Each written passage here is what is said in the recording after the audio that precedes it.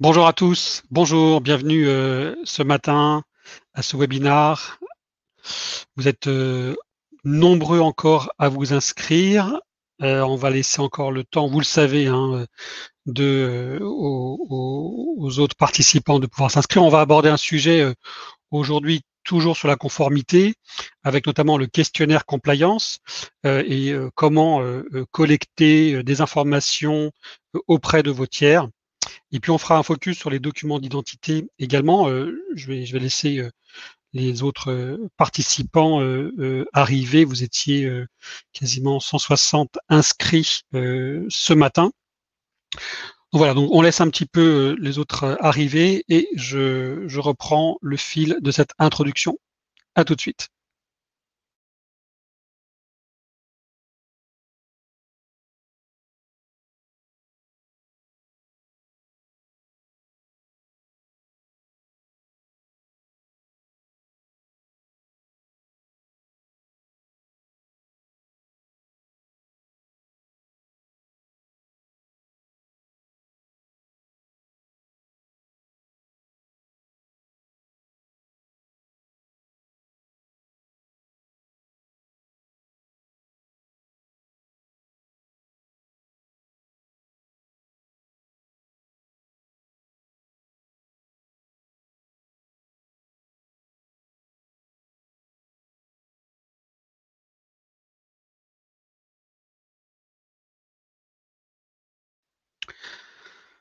Parfait. Bon, on est sur un nombre de participants qui est arrivé. Donc rebonjour à tous, à ceux qui viennent d'arriver. Donc pendant une quarantaine de minutes, dans ce webinar conformité que nous animons chaque mois chez Altarez Allen Bradstreet, on va aborder un sujet qui vous intéresse de plus en plus, un sujet qui également nous préoccupe pas mal de compliance officers, c'est l'adressage d'un questionnaire de conformité vers les tiers, notamment vers les tiers fournisseurs.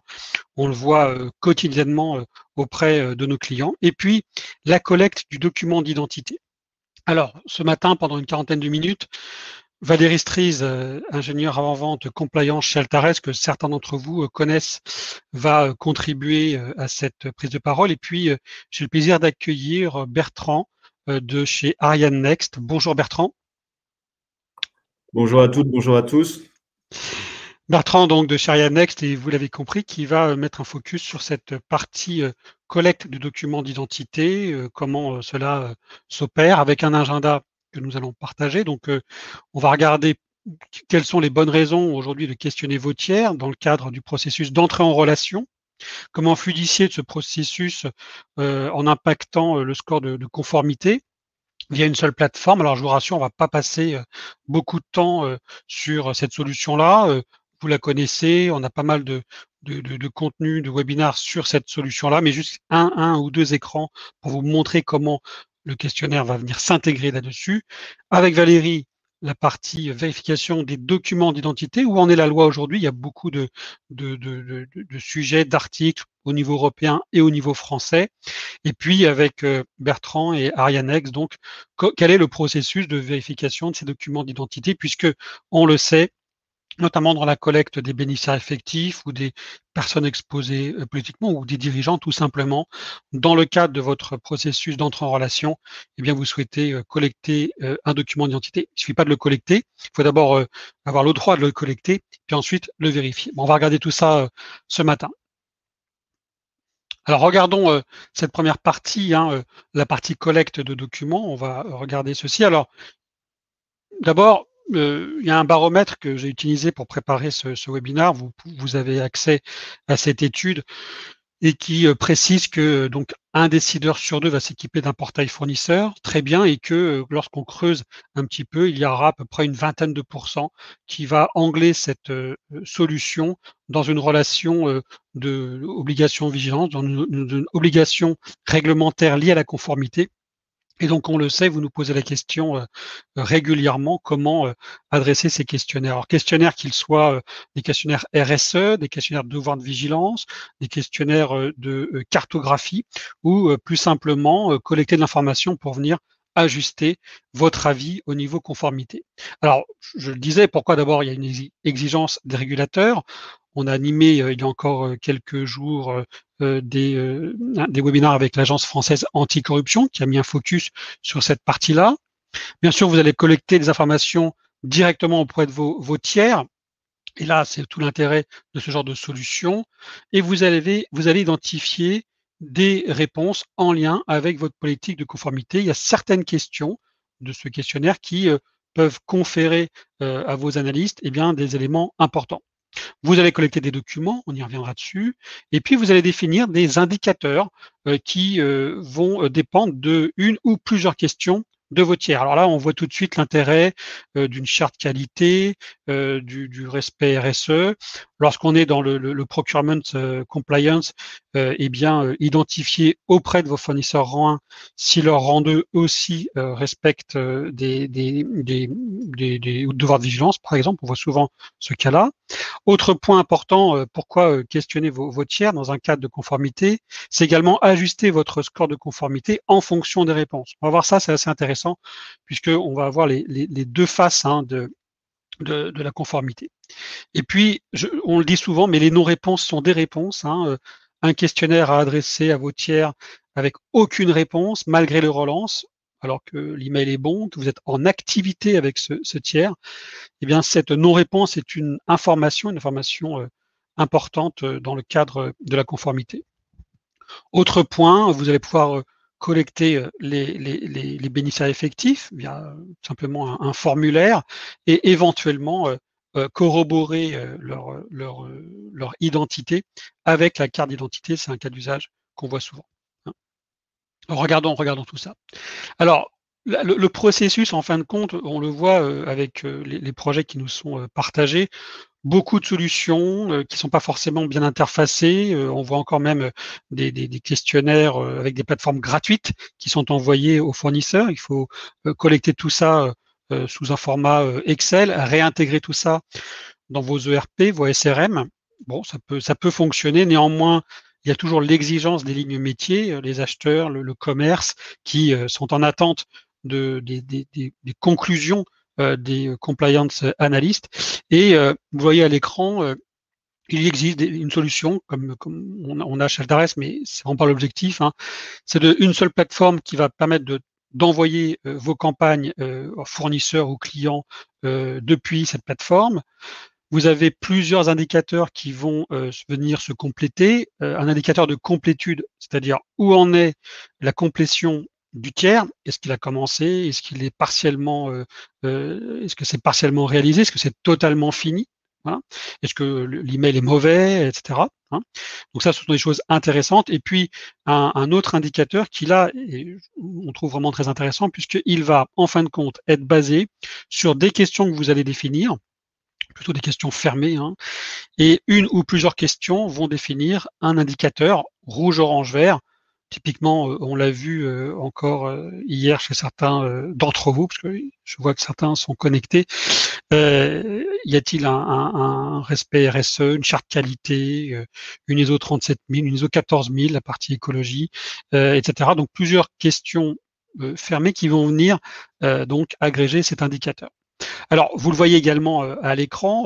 Pour ceux qui connaissent notre plateforme, vous y êtes habitués. Pour ceux qui la découvrent, c'est une plateforme assez pratique, puisque vous avez la liste de vos tiers et puis le score de compliance basé sur les 5 indicateurs, j'allais dire externes, c'est-à-dire le risque pays, risque activité, les sanctions, la presse négative et puis les personnes exposées politiquement, donc des données que nous collectons, nous, Altares, et que nous agrégeons dans cette plateforme.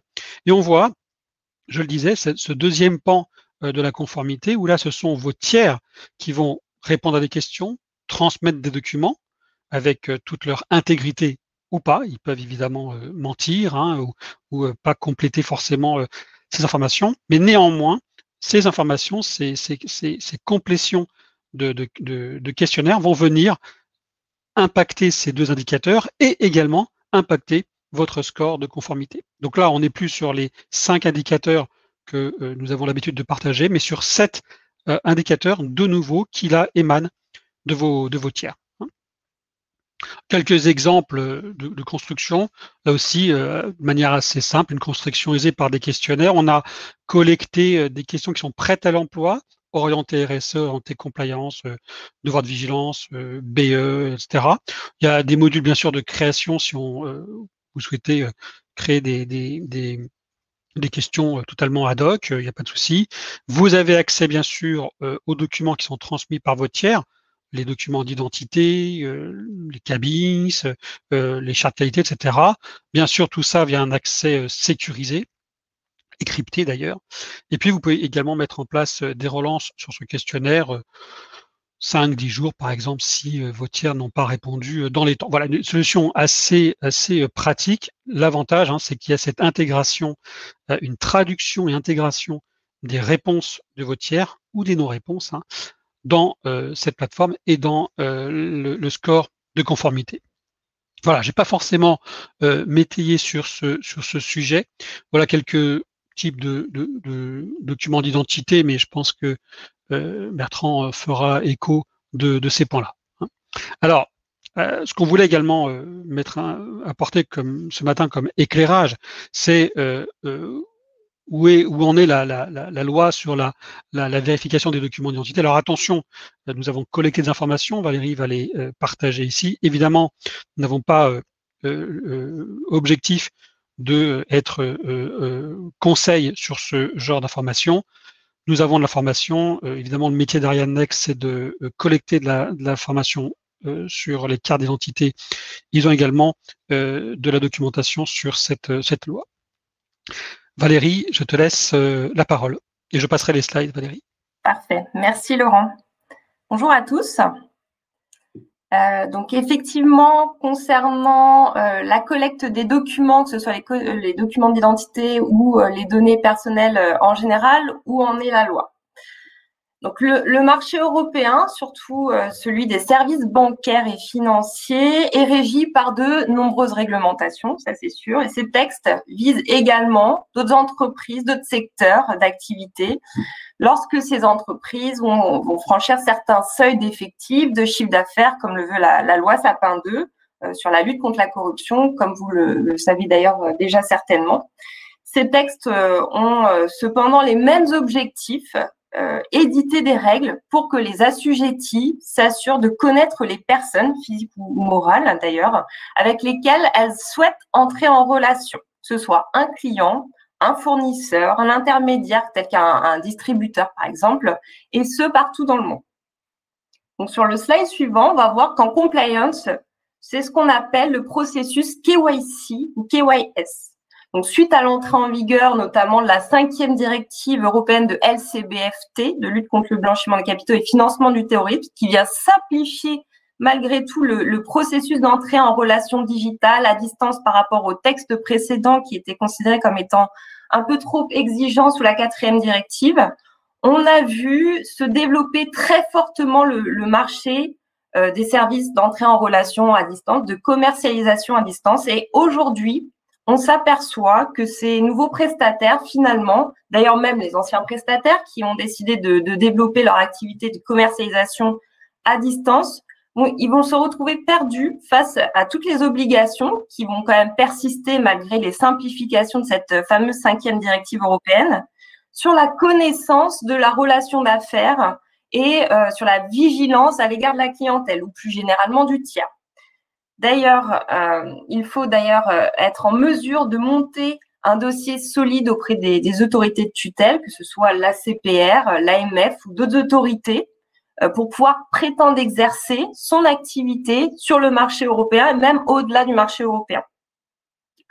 Donc, dans tous les cas, dans le cadre de cette obligation de connaissance de vos tiers, sous les directives européennes ou la loi Sapin 2 d'ailleurs, vous êtes soumis, vous allez être confronté à diverses autres réglementations, notamment celle de la protection des données personnelles, on va le voir. Vous ne pouvez pas collecter des informations personnelles, demander une pièce d'identité d'un dirigeant d'entreprise, par exemple, sans protéger ces données personnelles avec de fortes mesures. Et d'ailleurs, évidemment, vous souhaitez vous assurer que cette pièce d'identité, elle est authentique, comme toutes les autres pièces d'ailleurs que ce fournisseur, par exemple, va vous communiquer via votre dispositif d'entrée en relation à distance. Donc, face à cela, que dit la loi? Sur le slide suivant, on va voir qu'il faut d'abord, donc comme je le disais, être en conformité avec ces textes, que ce soit la 5e directive LCBFT ou la loi Sapin 2 par ailleurs. Cette directive européenne, elle exige des institutions financières et même d'autres assujettis qui sont cités dans le Code monétaire et financier. Ces institutions, elles vont devoir prévenir, détecter, signaler des activités de blanchiment d'argent, de fraude fiscale, de financement du terrorisme. Et c'est dans ce cadre que ces institutions qui permettent à leurs clients d'ouvrir des comptes bancaires, par exemple, à distance, vont devoir mettre en place des mesures de due diligence.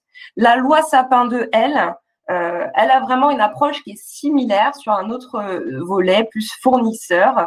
Les assujettis à la loi Sapin 2 vont devoir connaître leurs relations d'affaires pour prévenir ou détecter des faits de corruption. Donc, il va falloir aller collecter des données, parfois des données personnelles, pour répondre à ces obligations. Donc, c'est ce qu'on va voir sur le slide suivant. Ces données, elles doivent être protégées. C'est donc le Règlement général sur la protection des données, le RGPD, qui est en vigueur depuis 2018, qui va imposer des mesures de protection aux entreprises qui vont devoir mettre en place des contrôles, notamment s'assurer que les individus qui ont accès aux données personnelles, que ce soit le nom, le prénom, la date de naissance, soient bien habilités à le faire, mais également que ces informations, elles respectent des délais de conservation prévus par la loi. Également, les entreprises doivent particulièrement faire un focus sur le motif de la collecte et le dispositif de stockage de ces informations. Tous ces éléments, que ce soit les mesures mises en place, les processus mis en place, doivent être consultables dans la politique de confidentialité de l'entreprise et être accessibles à toute personne qui souhaite consulter cette politique de confidentialité. Et également, des process doivent être mis en place pour que toute personne qui fournisse ces données personnelles, finalement, puisse à tout moment exercer son droit d'accès, d'opposition ou de rectification de ces données personnelles. Également, le RGPD concerne les données biométriques, tout ce qui est empreinte digitale, reconnaissance faciale, etc. Et pour veiller au respect de ces obligations, c'est la CNIL en France qui va contrôler tout ça. Elle renforce d'ailleurs depuis même l'entrée en vigueur du RGPD et même avant avec la loi informatique et liberté, les sanctions. Donc, les sanctions en cas de non-respect de ce règlement peuvent aller jusqu'à être des amendes qui vont aller jusqu'à 4% du chiffre d'affaires annuel de l'entreprise ou 20 millions d'euros pour la partie CNIL. Donc, vous avez l'obligation de collecter des données sur vos tiers pour constituer ce fameux dossier KYC, KYS, sous la directive européenne ou la loi Sapin 2. Et face à cela, vous êtes contraint de prendre des mesures de protection des données personnelles. C'est le RGPD qu'on vient de voir. Mais au-delà, et ce qu'on va voir dans le slide suivant, à ces textes vont s'ajouter encore de nouvelles obligations, d'autres obligations qui ciblent ici particulièrement la sécurité des échanges numériques. C'est ici le règlement sur l'identification électronique et les services de confiance, l'eIDAS, qui est applicable depuis 2016, qui va venir régir ces obligations. Donc, cette fois-ci, ce règlement européen, il vise essentiellement les organismes du secteur public et les prestataires de services de confiance, qui sont des prestataires, en fait, qui mettent à disposition des personnes physiques ou morales des mécanismes d'identification électronique sécurisés dans le cadre de cette fameuse entrée en relation à distance. Donc, ce règlement, il va permettre de contrôler les services qui sont proposés par ces fournisseurs de services de confiance et de garantir une certaine sécurité des transactions entre la personne qui va, elle, déposer ces documents et toutes ces informations personnelles, le prestataire qui va finalement réceptionner ces informations et l'entreprise finale ou les autorités administratives qui vont exploiter ces informations. Donc, si votre entreprise utilise, par exemple, la signature électronique ou toute autre solution de vérification d'identité, de collecte des informations personnelles, vous êtes concerné par ce règlement. Et pour vous assurer de cette valeur légale de tout ce processus KYC ou KYS et de signature électronique, vous devez vous assurer que la solution que vous utilisez est conforme aux exigences de ce règlement. C'est-à-dire qu'elle dispose de tous les agréments qui sont cités dans le texte. Pour effectuer ces contrôles, en France, c'est l'ANSSI, l'Agence nationale de la sécurité des systèmes d'information, qui va être chargée de mettre en œuvre ce règlement et donc effectuer ces contrôles. Voilà pour la partie légale. Merci Valérie. Alors maintenant, nous allons regarder comment justement les documents d'identité sont collectés, sont analysés, et nous avons souhaité partager cette expertise avec Bertrand Bouteloup d'Ariane Next. Bertrand, je te laisse la parole et comme pour Valérie, je vais te passer les slides. Merci beaucoup. Juste en introduction, je pense qu'aujourd'hui, vous l'avez compris, la collecte par vos soins, quand je dis vos soins, vous, entreprise, de toutes ces informations, elle devient d'une complexe et d'autre part risquée, puisque à un moment donné, comme on vient de le voir à l'instant, et on a des contraintes réglementaires qui vont s'imposer au niveau de la gestion des données personnelles, au niveau du stockage de l'information, au niveau des réglementations attenantes à l'identité en tant que telle, qui font que il est plus que recommandé d'accéder à des plateformes et des solutions telles que celles qui vous sont proposées par Altares. Dans le cadre de la plateforme Altares et des solutions qu'elle propose, nous, on est venu s'inscrire véritablement sur ce sujet qui est la vérification des documents. Alors, la vérification des documents, ça consiste en quoi? Bien, on va regarder sur le slide suivant ce qu'il en est. Donc, on a différents documents. Vous avez une CNI, un passeport, un titre de séjour pour ce qui est de la France. Vous avez possiblement parfois un permis de conduire. Et ces différents documents, très clairement, ils vont, en fonction finalement de leur émetteur, disposer de plus ou moins d'éléments de sécurité qui vont nous permettre, nous, de faire notre métier. Les pièces d'identité, typiquement, ont des niveaux de sécurisation qu'on dit standard, voire avancés, à partir du moment où elles disposent, typiquement pour un passeport, d'une puce électronique ou de la future CNI française d'une puce électronique, puisque là, les informations, très clairement, sont assurées être intègres. Vous prenez un autre type de document qui est l'avis d'imposition. Je dirais que très clairement aujourd'hui, il y a un niveau de sécurisation qui est moyen dessus, sachant tout de même qu'on est capable à un moment donné d'aller requêter des bases gouvernementales pour rapprocher les numéros télédéclarants du dit document. Les justificatifs de domicile, il y a deux catégories de justificatifs.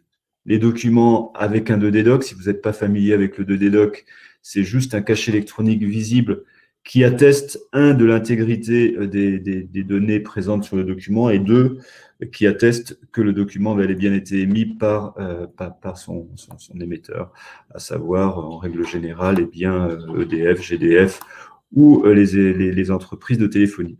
Sans 2D-doc, je dirais qu'il est très facilement réalisable, travailler avec Photoshop pour réaliser des faux justificatifs de domicile. Les statuts d'entreprise, au niveau sécurisation aujourd'hui, sont très peu sécurisés. Les CABIS, même chose. Et enfin, en ce qui concerne la liste des bénéficiaires effectifs, que vous pouvez de temps à autre demander à vos fournisseurs ou partenaires, là encore, on a très peu de sécurité.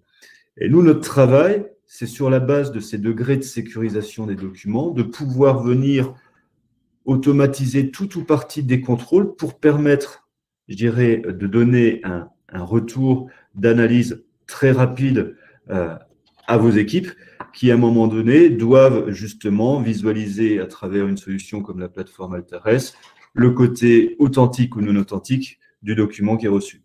Donc, si on passe au slide suivant. Aujourd'hui, quand on regarde le sous-jacent finalement de la plateforme qui vous est proposée par Altares, au niveau des pièces d'identité, on a la possibilité bien évidemment de recourir à du contrôle automatique. Donc le contrôle automatique aujourd'hui de l'engagement d'une société comme la nôtre, c'est de traiter un document d'identité en moins de 12 secondes pour envoyer effectivement une réponse assez rapidement. En termes d'avis d'imposition, même chose, on est sur de l'automatique principalement. Mais, j'ai oublié de le dire pour la pièce d'identité, on peut venir compléter cela de façon manuelle. justificatif de domicile aussi. Pour les statuts d'entreprise, pas de surprise, sachant que les statuts sont, je dirais, très peu normalisés, eh bien, c'est plutôt une validation manuelle. Pour les CABIS, on alterne entre automatique et manuel en fonction de la complexité. Puis pour la liste des bénéficiaires effectifs, à l'heure actuelle, on est en mode manuel qui sera demain complété par du mode automatique, puisque l'INPI a eu la bonne idée de mettre en place une base accessible pour ce qui est des bénéficiaires effectifs. Tout cela pour dire que notre travail à nous, ça va être de combiner finalement ce traitement automatique et ou ce traitement manuel, voire le traitement automatique et le traitement manuel dans le cadre d'obligations réglementaires telles que, comme le mentionnait tout à l'heure Valérie, le sujet de l'identification à distance au sens régalien et au sens eIDAS du terme. Donc, c'est de combiner finalement ces typologies de services, automatique versus manuel, de façon à, apporter des réponses rapides à nos clients tout en assurant et en garantissant l'authenticité du document qui a été versé par le fournisseur. Si on regarde en détail, ce que ça donne, on va passer sur le slide suivant. En ce qui concerne les documents d'identité, sur la pièce d'identité, on va très simplement, à travers des technologies reposant sur du deep learning, venir vérifier la validité du modèle du document, vérifier la MRZ, vous savez, c'est ces bandes qui sont en bas avec ces caractères intégrant Guillochi et puis des bouts de nom, prénom, etc. Donc, on va vérifier la cohérence de tout cela. On va extraire les informations de la zone visible, tantôt recto ou verso, vérifier la cohérence des données, et puis ensuite aller contrôler des éléments de sécurité visibles sur le document. Tout ça, c'est fait en automatique et c'est fait en moins de 12 secondes et c'est fait pour la plupart des documents européens aujourd'hui. Et donc, quand vous avez un mandataire social associé finalement à un CABIS et que vous lui avez demandé sa pièce d'identité, vous pouvez très clairement venir valider automatiquement le dit document d'identité. En complément de cette vérification automatique, alors soit parce que le traitement automatique a échoué, soit parce que des règles métiers n'ont pas été vérifiées à travers le contrôle automatique, on est capable de compléter nos services par du contrôle manuel de façon à traiter 100% des documents d'identité qui nous sont versés. En matière d'avis d'imposition, eh bien aujourd'hui, on traite principalement les avis d'imposition français, en sachant qu'on a une connexion sur une base qui nous est ouverte de la Direction générale des finances publiques et qui permet, sur la base d'un numéro télédéclarant, de récupérer les informations du dit télédéclarant et de les croiser avec les infos présentes sur l'avis d'imposition pour s'assurer de son authenticité. Pour ce qui est des statuts d'entreprise, eh bien là, aujourd'hui, nous ne faisons rien dans le domaine, ce n'est pas notre sujet. On travaille, nous, plutôt sur la partie CABIS, où on va, encore une fois, reconnaître typiquement automatiquement le document, et puis derrière, envoyer les informations sur une base externe pour extraire les données telles que le nom du mandataire social, et ainsi, à travers, encore une fois, la solution plateforme d'Altares, pouvoir restituer le mandataire, s'assurer de la validité de l'entreprise et croiser avec les données qui seront forcément récupérées de la pièce d'identité. Voilà. Donc, vérification automatique, vérification manuelle, eh bien, on sera obligé d'arbitrer en fonction finalement du secteur auquel vous appartenez, en fonction de la profondeur dans laquelle vous voulez aller au niveau des vérifications, puisque forcément, au niveau de la vérification manuelle, on ira un cran plus loin encore que dans la vérification automatique, dans l'identification ou dans la vérification de l'authenticité du document. Je vais passer au slide suivant. Donc, la vérification de documents aujourd'hui, elle va reposer sur des technologies. Ces technologies, comme je le disais tout à l'heure, reposent sur l'intelligence artificielle. Alors, c'est important, puisqu'on en parle peut-être beaucoup, mais il y a des règlements qui sont en cours de définition au niveau de Bruxelles sur l'usage d'algorithmes d'intelligence artificielle et s'inscrire dans l'usage de solutions européennes, c'est une première garantie, un premier niveau garantie sur le fait que demain, les solutions que vous utilisez seront conformes aux exigences du régulateur plutôt qu'aller utiliser des solutions extérieures à l'Europe qui auront des difficultés vraisemblablement à passer à travers les fourches codines de certification. Donc, on a, dans le cadre de ces technologies, des technologies de reconnaissance de caractère. J'allais dire, c'est le métier le plus simple. Si vous connaissez ces technologies, on extrait en fait des chaînes de caractères des documents aux différents endroits qui sont prévus, de façon à pouvoir ensuite établir de la vérification de la reconnaissance et du croisement de données entre différentes zones du document. On va travailler aussi sur des algorithmes permettant à un moment donné de contrôler la sécurité des éléments visibles. Alors, on le fait sur du contrôle statique aujourd'hui. Quand je dis contrôle statique, c'est qu'on va prendre la photo recto-verso d'une pièce d'identité et c'est sur la base de cette photo qu'on va aller vérifier la pertinence et l'authenticité du document. On le fera demain. Alors, quand je dis demain, c'est pas très loin, hein, c'est en mai. On le fera sur un document dynamique pour venir encore améliorer notre capacité à détecter un faux document, puisque en mode dynamique, eh bien, on sera capable d'aller non seulement travailler sur les zones de sécurité visibles à la lumière de la photo, mais par ailleurs de travailler sur ce qu'on appelle, nous, des hologrammes ou des OIV, donc des zones qui, à un moment donné, vont changer de couleur en fonction de l'orientation de la pièce, et cela, ça n'est possible aujourd'hui qu'à travers de la vidéo. Et enfin, on va travailler sur la classification des documents. Donc, les algorithmes sont capables très clairement de pouvoir catégoriser, classifier en mode automatique les documents. On est sur l'expérience client parce qu'à un moment donné, eh bien, c'est plus simple de reconnaître automatiquement le document d'identité plutôt que de demander à l'utilisateur de typer son document en disant c'est une CNI française. Voilà, là, il n'aura plus qu'à la capturer, ce document, et derrière, on fera, nous, le travail automatique de reconnaissance. Donc, ces technologies aujourd'hui, comme je l'ai dit, elles sont, je dirais, plutôt robustes, dans le sens où la dernière encore, on a vérifié 37 millions de documents d'identité, avec 85% de ce flux qui est réalisé en France à l'heure actuelle. Donc, c'est vraiment des technologies éprouvées et qui, par ailleurs, alors là, je recroise avec le point précédent, qui apporte toutes les garanties nécessaires au sens GDPR du terme, ou RGPD, dans le sens où, bien, on a, nous, des garanties offertes contractuellement donc à Altares dans le cadre des services sur lesquels ils nous sous-traitent cette vérification. D'autre part, on est soumis à des audits réguliers de la part de nos clients existants, et notamment des grandes banques qui elles-mêmes veulent vérifier notre conformité, et ces rapports d'audit, on est capable de les partager avec nos partenaires.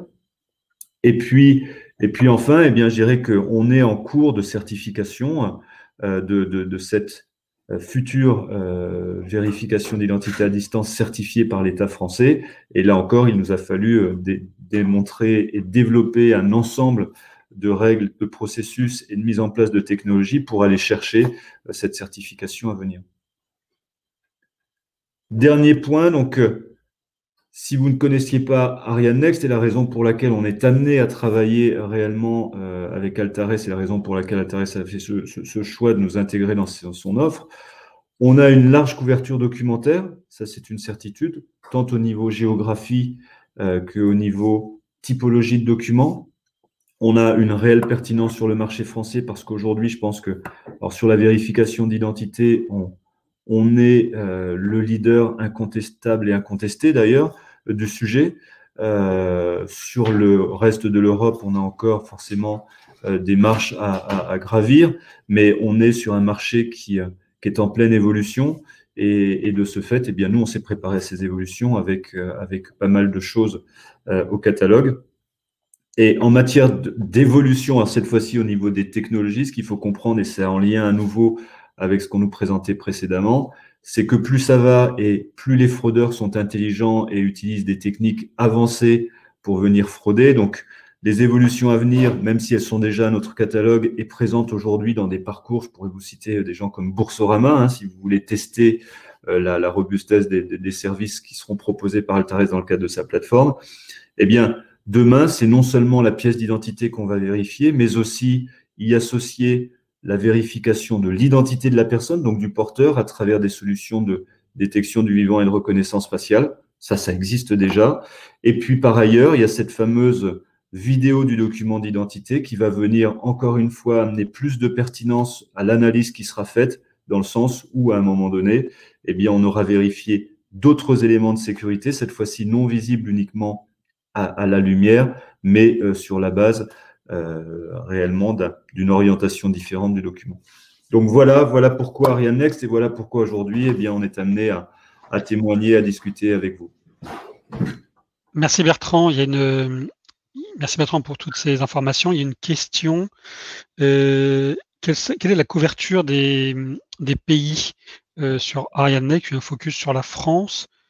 Non, les pays couverts aujourd'hui par la couverture documentaire disponible à travers votre plateforme, c'est bel et bien l'Europe. Donc, qu'il s'agisse d'une carte nationale d'identité allemande ou d'un titre de séjour roumain, il sera très clairement traité en mode automatique, voire complété par un traitement en mode manuel par la plateforme. Très bien. Ah, il y avait cette question-là. Très bien, merci beaucoup Bertrand, merci Valérie pour votre information. Donc le webinaire est bien sûr enregistré. Les inscrits présents recevront également la présentation. On nous pose souvent cette question. Si vous avez des questions, n'hésitez pas à les poser sur le chat qui va rester ouvert encore quelques minutes. Néanmoins, donc si vous n'avez pas de questions, nous allons mettre fin à cette session ce matin. Merci beaucoup Valérie, merci encore Bertrand. Et merci à tous de votre présence à cette session compliance organisée par Altares ce matin.